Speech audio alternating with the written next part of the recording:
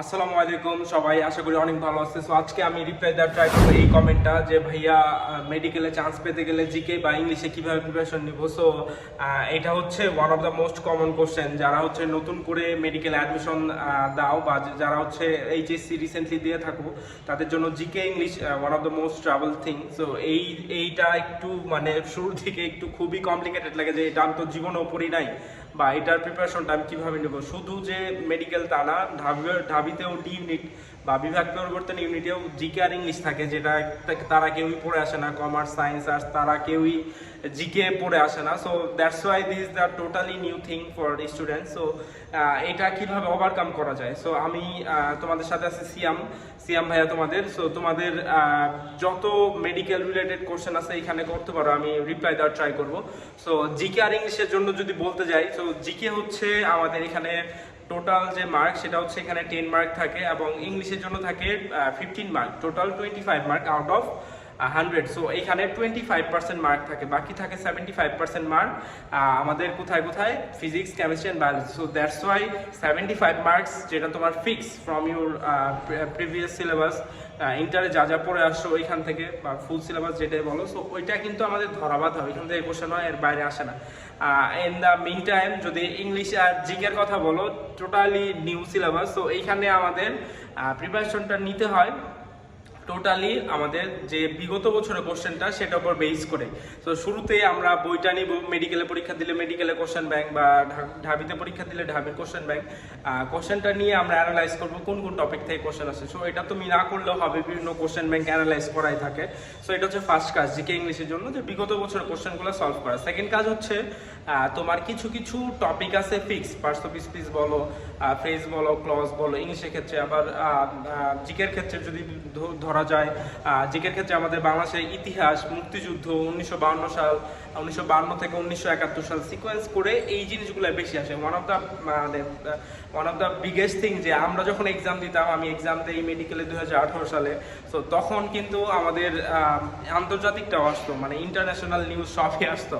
But you guys are so lucky যে তোমাদের আন্তর্জাতিকটা দেয় না মেডিকেলের ক্ষেত্রে। তোমাদের টোটালি এখানে দেওয়া হচ্ছে শুধুমাত্র বাংলাদেশের রিলেটেড যে টপিক সেগুলো। সো বাংলাদেশের টপিকগুলো খুবই ইজি এবং এখানে ফিক্স কিছু জিনিস আছে। ইতিহাস পড়লেই হয়, মুক্তিযুদ্ধ ইতিহাস লেখায় থাকে, বাংলাদেশ ও মুক্তিযুদ্ধ, এই দুটো টপিক খুব ভালো করে পড়লেই হয় জিকের জন্য, আর ইজ মোর দেন এনাফ। এর বাইরে যদি আসে ওটা কেউ পারবে না, ওটা তুমিও পারবে না। সো এটা স্কিপ করাই বেটার, বুদ্ধিমানের কাজ।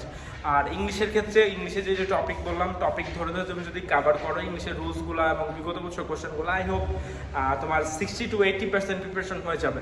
এখন এরপরেও সবটাই কিন্তু আনসার্টেন, তুমি নিজেও জানো না কই থেকে কি করবে, কিভাবে আসবে, তুমি যা পড়ে আসছো ওইখান থেকে কমন পড়বে কিনা। এরপরও নাইম আমার চেয়ে কানা মামা ভালো। সো ইংলিশ আর জিকের জন্য কেউ ডেসপায়ার্ড হবে না। ইংলিশ আর জিকে কি করবা, পুরা 3-4 মাস যাই পাও সব ইংলিশ আর জিকের জন্য যদি পরিশ্রম করো। মানে একটা কথা আজকে বলে দেই, তুমি যদি দিন রাত না খেয়েও ইংলিশ জিকে পড়ো, তারপরেও 25 মার্ক কমন পড়বে না, কারণ তুমি জানো না কোথায় কোশ্চেন হবে। এত ইনফরমেশন পসিবল না। আর তুমি যদি 3 মাস খুব ভালো করে পরিশ্রম করো, তুমি 75-এ মানে ফিজিক্স, কেমিস্ট্রি, বায়োলজি 75-এর মধ্যে তুমি 70 ইজিলি তুলতে পারবা। সো বুদ্ধিমানরা কি করবে, অবভিয়াসলি জিকে বাদে, ইংলিশ বাদে এগুলাতে বেশি জোর দিবে, আর ওগুলাতে যতটুকু জোর দেওয়া দরকার ততটুকুই দিবে এবং ততটুকুর মধ্যে সে একটা ভালো আউটপুট পেতে পারে।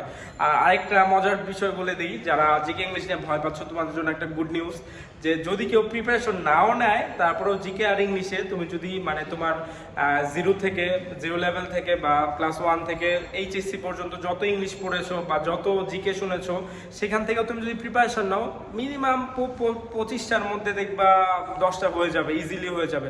বিকজ এটা তোমার মানে কমন কিছু জিনিস থাকে, সেগুলো থেকে কোশ্চেন হয়, ভোকাবুলারি, পার্টস অফ স্পিচ, এগুলো সবাই জানি, কোনটা নাউন, কোনটা প্রোনাউন, কোনটা অ্যাডজেক্টিভ। সো এগুলো থেকেও কোশ্চেন হয়। সো দ্যাটস ওয়াই আমি মনে করি তোমরা যারা এইচএসসিতে ভালো রেজাল্ট করে আসো বা এইচএসসিতে ভালো একটা কলেজ থাকে বা জিপিএ 5 পাও, তাদের ইংলিশে মোটামুটি বেসিক আছে।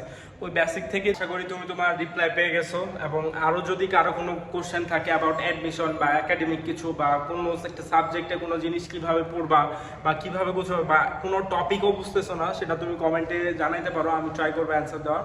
এবং তোমাদের অ্যাডমিশন রিলেটেড বা মেডিকেল রিলেটেড, যেহেতু আমি মেডিকেলে পড়ি, যে কোনো কিছু বা ঢাকা ইউনিভার্সিটি বা যে কোনো কিছু, আমি যেহেতু এগুলো ওভারকাম করে আসছি, যে কোনো কিছু আমাকে কমেন্টে জানাও, আমি ট্রাই করবো প্রপার রিপ্লাইটা দেওয়ার, আমি যতটুকু জানি সেটা রিপ্লাই দেওয়ার।